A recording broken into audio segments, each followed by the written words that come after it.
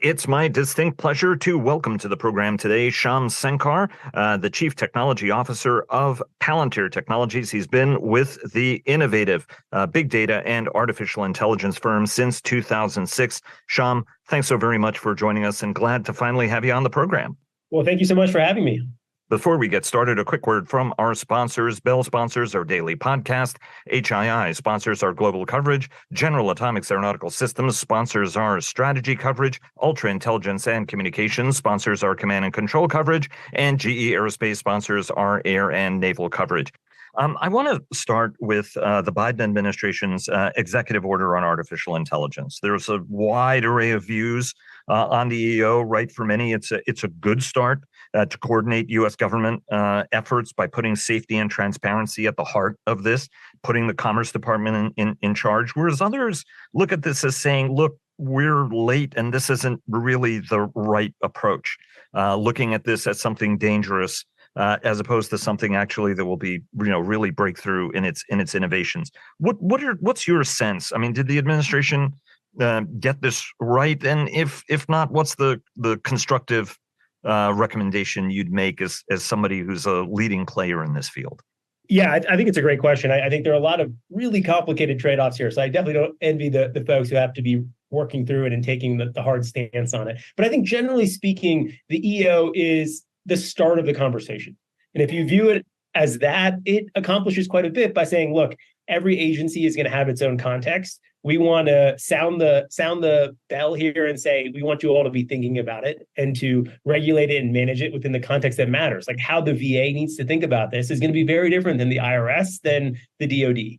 And so that's kind of an appropriate frame setting there. The second thing that I think is smart about this is the emphasis on recruiting AI talent. Like we need those skills and capabilities here. We need the Oppenheimer and the Vannevar Bush to be inside of the government, to be really thinking about how we can apply these technologies, not only safely, there's obviously a lot of emphasis on that, but efficaciously. Let's not take the efficacy for granted here. There's still a lot to do in terms of how we're going to get value out of this stuff. And I think the third part that's very strong about it is that it encourages the transparency, the data lineage, the privacy. So it's putting kind of rails on how we should be thinking about the trust that we can build up in these systems and providing that sort of guidance. Now, these are things I think are good about it. If I could just say, like, my one kind of critique or concern or advice to folks who are thinking about this would be to be just really careful mitigating against risks that aren't in existence yet. There's a fine line between being prescient and strangling the innovation environment. And I think that you have to manage that. You can't set that context. It's not a set it and forget it thing. You have to be in there in the weeds, managing that balance. And I think we've certainly gotten this wrong historically. Like when I think about drones, General Atomics invented the drone. The drone, in some sense, is an American birthright. But somehow DJI has won the consumer market. And I think a lot of that has to do with the frame that we have around drones, how the FAA thought about drones, the kind of consequences that came out of that. It could have been a massive source of American prosperity. And I think there's a kind of an under-discussed component of this, which is American prosperity is national security. National security provides American prosperity. And we kind of somehow gotten to a place where we decoupled these things. So we need to think about AI as the economic force that it's going to be, the fact that is today really an American birthright, and not strangling that off as we move forward here. It's funny that you mentioned that, right? Because we had a tendency of thinking about the export of drones actually as, guided weapons, as if somebody is going to buy a $40 million or $20 million drone and use it as a long range strike munition. You could, as opposed to saying, look, this is, we are basically selling what was a reconnaissance capability. Let me ask you, you testified before the Senate Armed Services Committee, you and Alex Karp, earlier this summer. You and Alex Karp also participated in a meeting with Senate Majority Leader Schumer, talking really about the future of the technology. And one of the problems is, it's sort of seen as a degree of danger associated with the technology that we normally associate with nuclear weapons, which I think is interesting. And the second is as if this is new, whereas actually AI has been around us for some time and we've been using it, whether in the form of Siri or actually in much more sophisticated systems that exist, right? It wasn't just Chat GPT and suddenly, AI was here in our face. How do we need, Shyam, to be thinking about this technology and thinking out 5, 10, 15 years in terms of what it will be and what it won't? Because, people are saying, okay, robots are going to be killing us. That's a little bit of a stretch. Yeah, I think that's right. I mean, one is like always having the humility, and that this comes back to the EO a little bit of humility of like, how much of the future can we totally understand? We can have a set of possible scenarios, we can manage against those, but kind of like the not falling victim to the false precision of knowing exactly how these things are going to turn out. Now, within that context, what I see is, okay, we have this incredibly promising technology. We've amassed a certain amount of power and compute that enables us to apply this in entirely new ways. The technology has charisma. I think to your very point, like, look, we were able to, with Deep Blue, it beat Kasparov at chess, and right. With AlphaGo, it kept, so like to each person, the kind of form that the AI took had a certain amount of charisma. Maybe chess is less charismatic in the broad sense than something that can actually speak natural language back to you. Right. And that is what I think has really captured the zeitgeist in this moment. But we're on this journey, and there's no reason to believe at all that we've plateaued here, that actually the rate of innovation will continue to accelerate. So with that, I think that the best defense in many ways requires a concomitant offense. I'm not saying the best defense is an offense, but to somehow, I think the greatest risk we face here is being paralyzed by thinking about defense in the absence of how are we going to actually use this to create competitive advantage? How do we deploy this stuff? And I think the department's kind of been slow out of the gate here. And okay, it's a large institution. There's a lot to go on here. But when I compare that to the 50% of my business that is commercial, the adoption of generative AI technologies is extraordinarily fast. And the rate at which people are thinking, 2 months is essentially like an expiration date on old ideas. So we don't want to lose the compounding advantage of how much our ideas can evolve over this time period. And how is it that we need to think about adversaries, right? We as Americans think, boy, we've got this, we are the leader in this, everybody else is a follower, whereas actually the AI game is changing and barriers are dropping, right? In part, the agreement the president brokered earlier this year by some was the big companies don't want to engage in an AI race. They don't want to be in an AI arms race, which is why they want to create some form of truce. Alex Karp has discussed what the state of this technological art is around the world and how our potential adversaries are using it. How do we need to bear that in the back of our mind, right? Like, how much of a leadership position do we actually have now vis-a-vis other folks in terms of shaping how it is that we should be thinking about the technology? I think that's an excellent point. Look, no one wants to be in a race. So it's like a lot of work, but we are in one.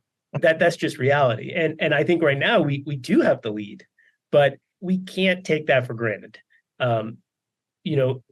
Just like with drones, we've squandered leads in the past. And I think a lot of that comes down to how we take it for granted and how we think about what we're trying to get done with it. So I think many people have talked about the right things here. It's about making those investments and going after it. Let me take you to how the Pentagon does business, right? You guys, you joined the company in 2006. The original model was, hey, I'm coming up with this incredible software. I just want your data, right? I'll give you the software for free. And the last thing you guys wanted to be was to become a services contractor. And that's sort of what you became because of how the Pentagon buys. The Pentagon for the last decade has been talking about fundamentally changing how it does business. And yet the Andurils of the world, Trey Stevens have joined us, and so has Brian Schimpf. And they said, look, the reason we got into making hardware was they wouldn't buy our software, but if we made the hardware and put our software in it, they buy it because they know how to buy software.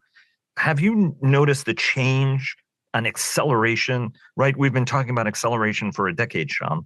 Are you seeing a change in how the Pentagon actually buys to reward the so-called non-traditional suppliers? The short answer is yes. So I think, but I don't want to, we have a long way to go. So if I start, let's start with part one of that here. Have I seen the change? Well, let's just start with the counterfactual of in 2006, you really even couldn't sell to the department, because of In-Q-Tel and the investments In-Q-Tel had made. If you were a new entrant, a new technology company, your only chance was to start by selling to the IC. And it took some number of years before it really opened up within DoD. And I'd say you could go back, maybe 10 years ago, the innovation environment really started changing in a way where there was a front door for new technology startups who wanted to sell to DoD.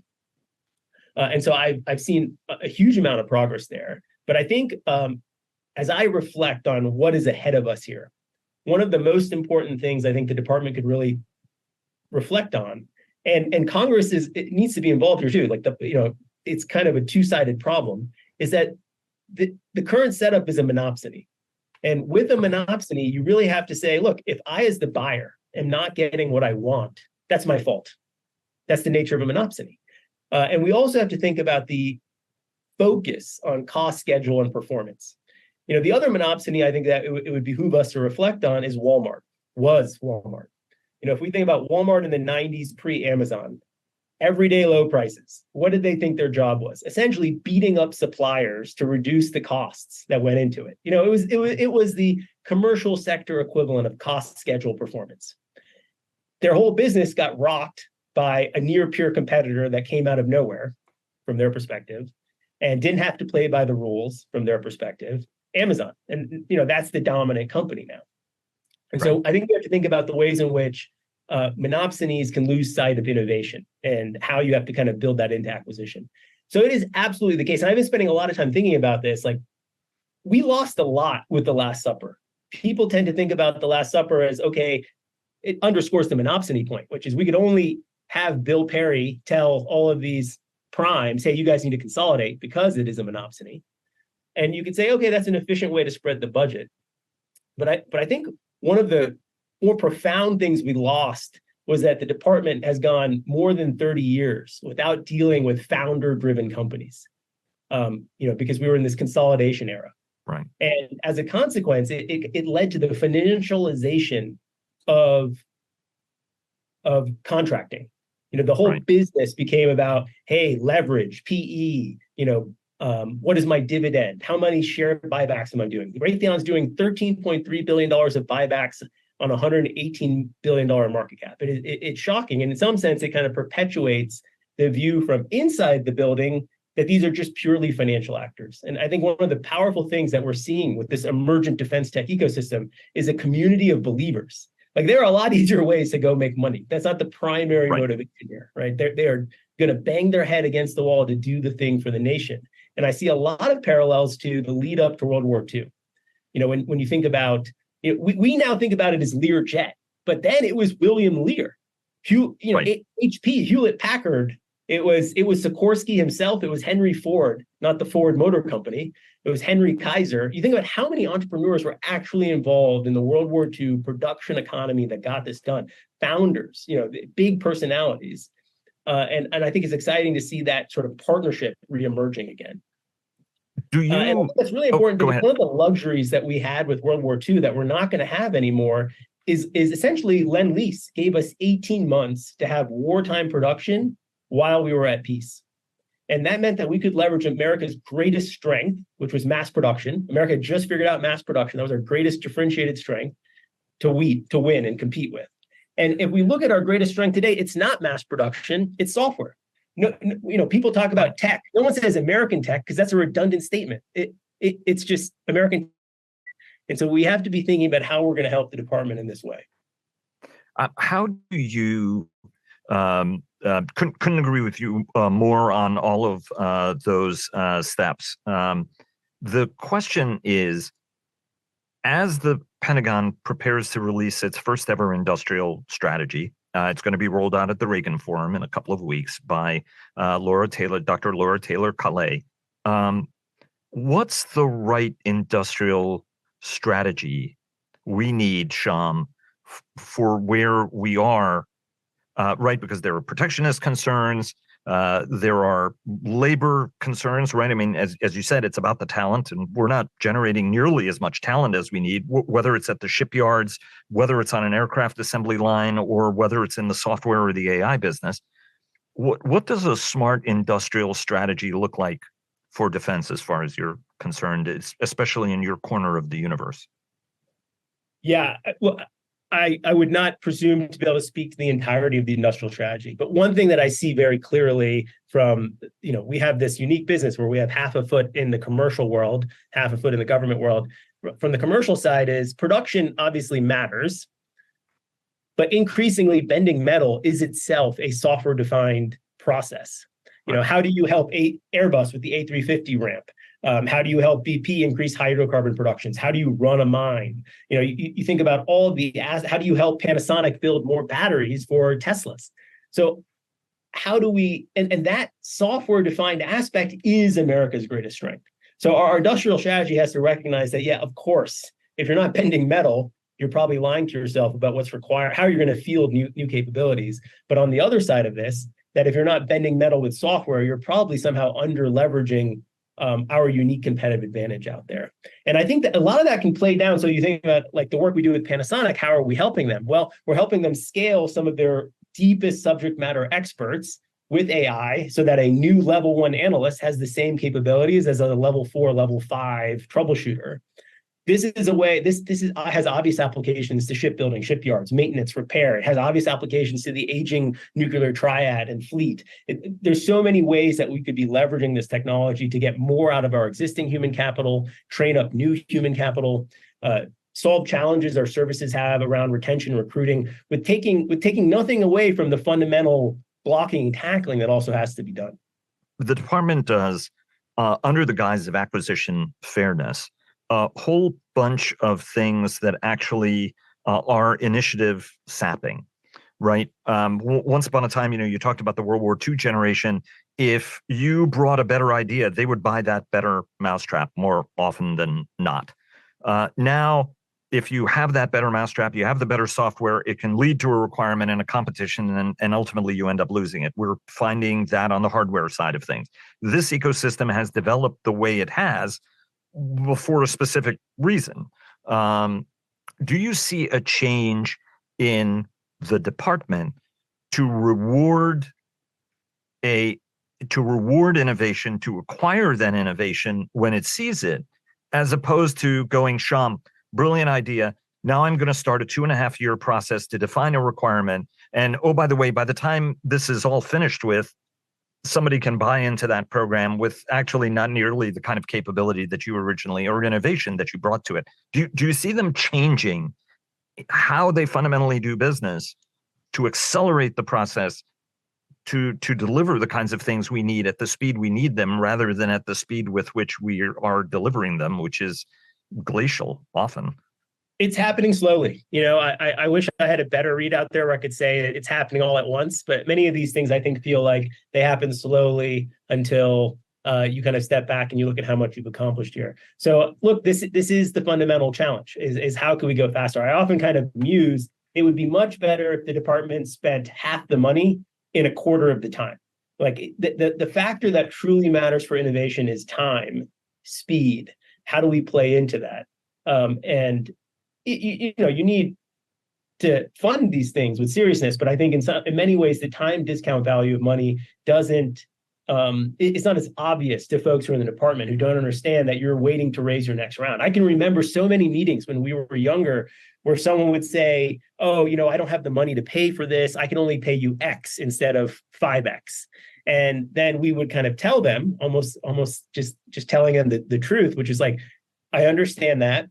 That means I have to go sell a part of my business to outside investors to raise the capital to survive, hoping that, but it would, you could say that, but they couldn't grip what you're really saying. It didn't mean anything to them. And I think that's really one of the things that we need to help the department to understand is, as a monopsonist, if you want this innovation, you really need to understand the cycles that these younger companies go through. Fortunately for us, we're on the other side of that now as a public company, but how can we help make that easier for them so that you, as the buyer, can get more of what you want?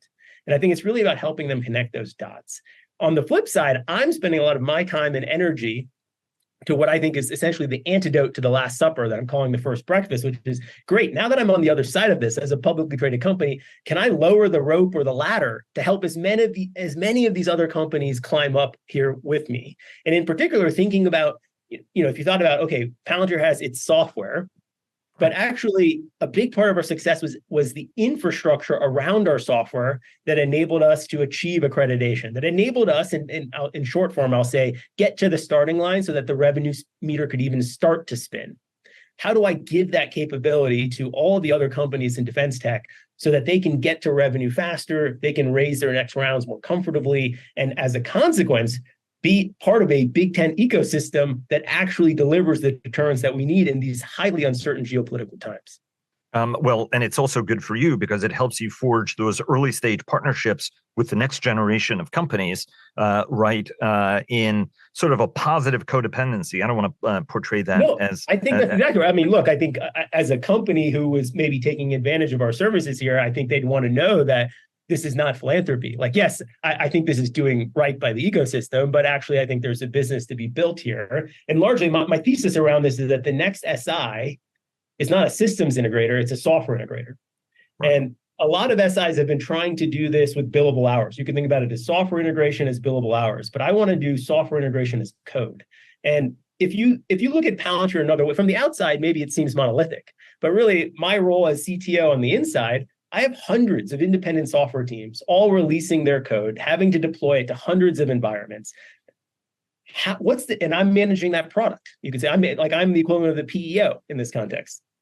Well, what's the difference between that and saying, look, I'm a PEO. I want a Big Tent vendor ecosystem. I want lots of modern software companies to be able to participate. I want them to be able to deliver their offering to me as a service, to iterate with end users, deliver innovation, create a competitive environment that allows the software companies to do what they're best at. It allows them to operate in a frame of recurring software revenue and not services. And it allows the PEO to have what they really want, which is constant innovation, competition, quick delivery, getting out of the way, replacing slow processes with software. And I think we kind of uniquely have been in a position to build and deliver this for ourselves over the last 20 years and now open that up to the ecosystem.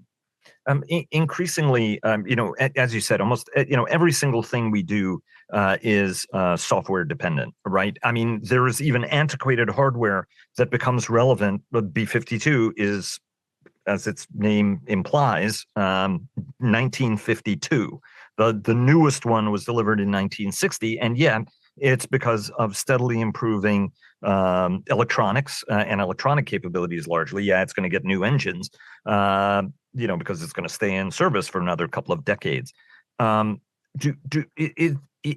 is the key to getting this software, Shyam, fielded in more rapid bites, right? People talk about DevSecOps. They talk about the importance of security. At the same time, the department wants more open architecture systems, right? That puts you in kind of a tricky position. What does this future look like to get speed, security, and really the benefits of AI and that big data analysis that could actually help you identify trends, whether in signal recognition or anything else with more acuity? I mean, it's a complicated equation. What's the way to do that? Yeah, no, I think you're asking the right question. And I think it starts with saying, look, actually the job is to get out of the way. Let's look at this process and think about all the places that we're facing delay. Okay, we face delay on how we do accreditation. Awesome. How do we make accreditation software defined? We face delay on managing and deploying continuously software to a large number of nodes where you have complex interdependencies. Great. Let's and forget CI/CD. Let's do autonomous deployment and delivery of software. The focus on MOSA is really, it comes down to, look, I want to be able to plug and play things. So if we have this competitive ecosystem of commercial and government software entities, then there are going to be standardized interfaces that the government controls that guarantee interoperability. So that sort of data integration, data bus layer becomes the next place where you can lose a lot of velocity. So I think like this, there are like 5 or 6 key components that if we can define in software as a software integrator, you're essentially getting out of the way, and then you can innovate at the speed of mission. And so then the second part is, how do you innovate at the speed of mission? And one of the concepts I've been kind of kicking around and hope to articulate is, I think in some sense, agile development, everyone loves agile. I think in some sense, maybe agile is not even wrong. It's not that it's wrong, it's that somehow it's missing the entire point, which is that what you really need is hyper distributed software development. You can think of traditional product development as following some sort of normal distribution, some sort of Gaussian function, where the product manager is taking in a bunch of requirements, averaging them, and then making a call of what to go build. And lots of things need to, lots of things fit that paradigm. It's appropriate. But essentially, you're bottlenecking development through a central choke point now, which is to the point of let's figure out what's slowing us down. This is going to be one of them.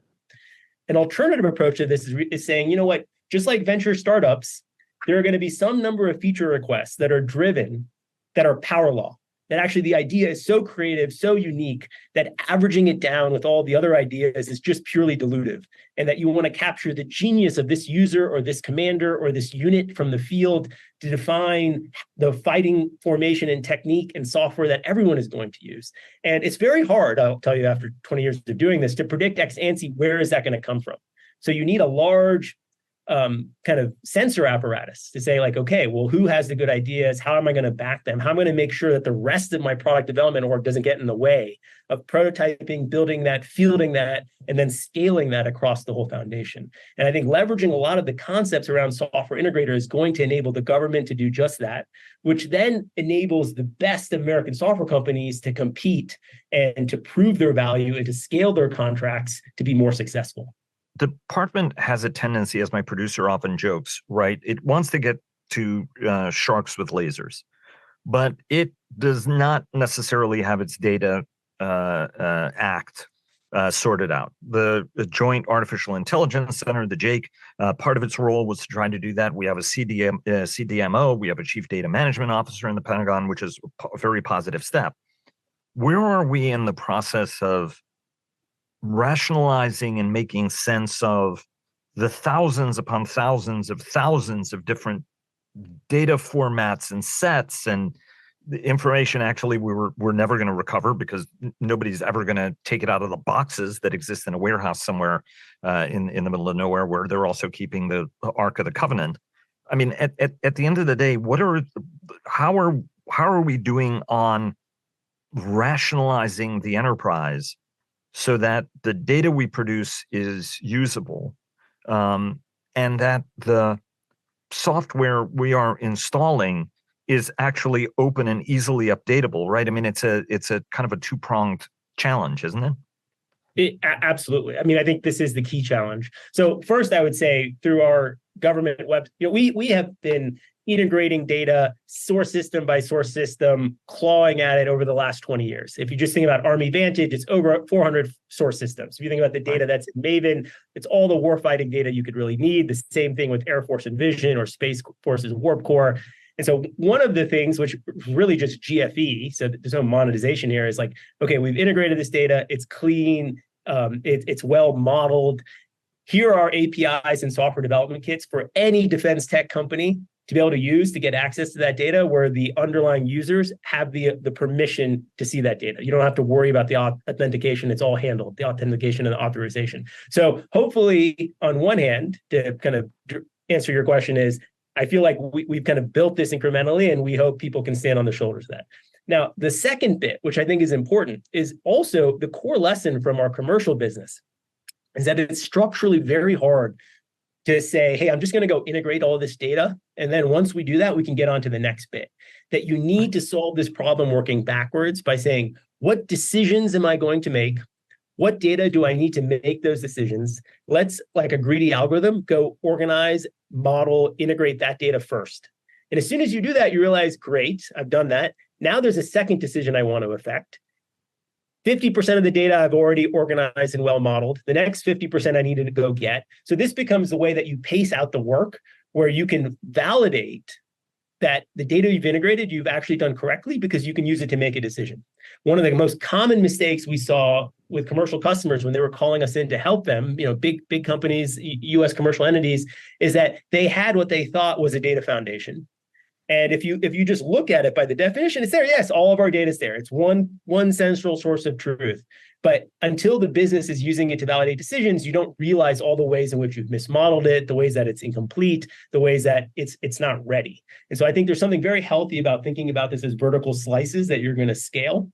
I know it's a little bit contrarian, but it is candidly the only thing I've seen work. And I think that's essentially what's happening. We should embrace that. And the other reason I think that's really important is we should think of data integration as a condition to be managed, not a problem to be solved. And that's largely because data itself is proliferating. The number of new data sources that are relevant itself grows every day. So almost by definition, last year, if you conceived of a system that was going to integrate all of your data, it wouldn't include things that exist now, today, in the present. So that marginal cost of data integration is everything. And the way to solve that efficiently is by working backwards from the new decisions that can be improved by the incorporation of that data. Let me ask you one last question, although that point was tremendous. I think many people don't realize that the amount of data we have is actually doubling every 6 months, right? So whatever it is, whatever solution you thought you had to that problem is going to be exponentially worse by the time you actually even consider fielding a solution. You've noted, Shyam, that the department is making progress, right, on a whole number of fronts, even though it may not seem like it. There is progress that's being made. From your standpoint, what's required to get us to the next step? Are they legislative, right? Congress always likes to get involved and says, okay, the issue is organizational. Some people say it's just leadership at the end of the day. Is it approach and the aging out of, I don't mean to sound crass, aging out of people who sort of don't get it, and the entry of younger generation of people who do get it? I'm very enthused that a new generation of talent in the department who I think really gets it. What's going to be required? Because we don't have a lot of time to keep screwing with this, right? We have to actually demonstrably get faster in how we do this. And it's not necessarily that apparent, right? Frank Kendall is talking about fast, faster, fast, faster, fast. And then there are some people in the system who go, oh, Frank's a little overheated. We should really go a little bit more slowly and more methodically. Let's not get too excited. I'll leave you with two thoughts here. The first is, I think we should think about, we talk a lot about how competitive is the industrial base, and that warrants more thought. But I also wonder if we should say, my claim to you would be it's more competitive than people think, but it certainly should be more competitive. But what we don't think about enough is how do we use market forces within the department itself?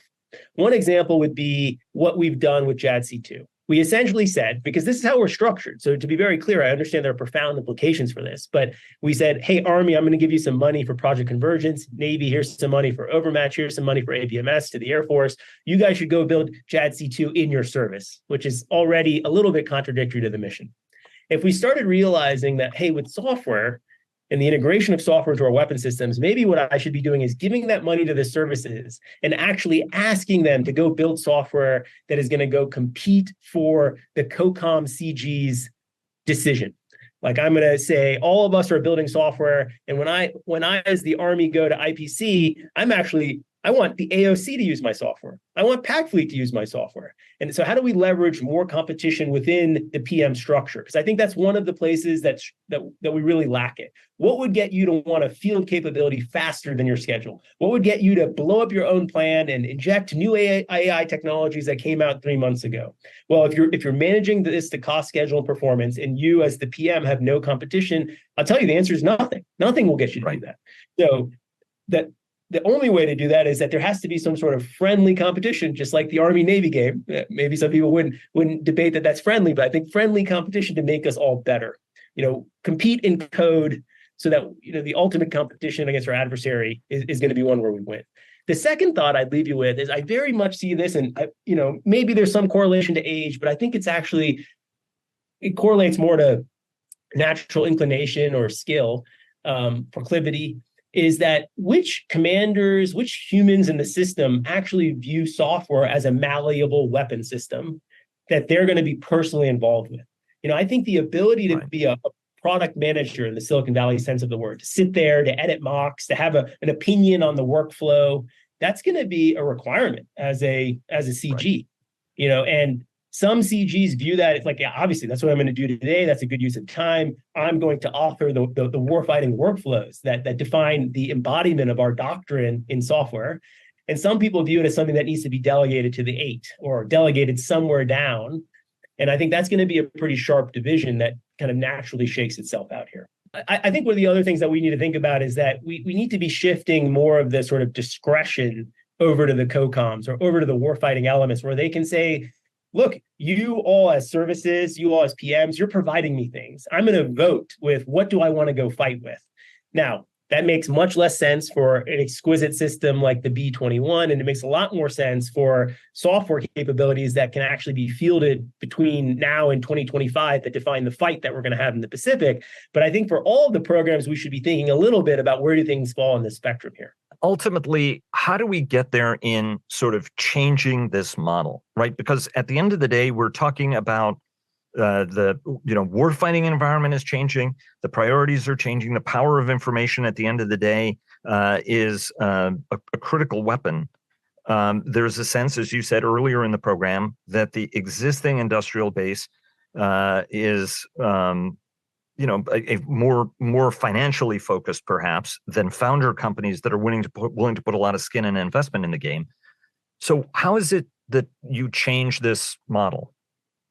Well, I think one of the things that the department will probably have the most struggle with is the nature of VC investing, the outcomes that are required to continue to have that capital spigot driving and investing in problems in national security. So when we think about a venture portfolio, it's dominated by power law returns. So that means you expect one company in the portfolio, maybe two, to be wildly successful. You expect most, let's call it half of the rest to essentially get your money back, and the remainder to go to zero. So your returns are dominated by one or two companies. So that means you need one or two really big wins. So I know the department is much more comfortable in a scenario where they kind of peanut butter spread the returns around. Hey, I'm going to give a lot of money to lots of companies, really a little money to lots of companies. But as a consequence, I think unfortunately, you're just going to have a lot of companies fail slowly. And that for this model to work, where you need a few really big winners and some middle-sized tier outcomes, that will then enable those funds to go raise more capital to invest in the next set of problems the department has. That's what's driving the virtual cycle of dominance in American tech. And I think that's what we want to have in the dominance in national security. So that would mean, right, I mean, the department's, it's funny that when it comes to industrial strategy, people say the government shouldn't be in the business of picking winners and losers, which sort of misses the point that that's exactly what the Pentagon has always done, picks winners and losers. Isn't what you're saying basically that they have to get back to what it is they do? Yeah, I think it's an uncomfortable position to be in, which I understand. But if you're a monopsonist, that's exactly your job. You're picking winners and losers. Indeed, which is a great place to leave off. Shyam, thank you very much. Absolutely terrific conversation. And again, looking to welcome you back on the program in the future to continue the discussion. Thanks again. Thank you. All right, that was terrific.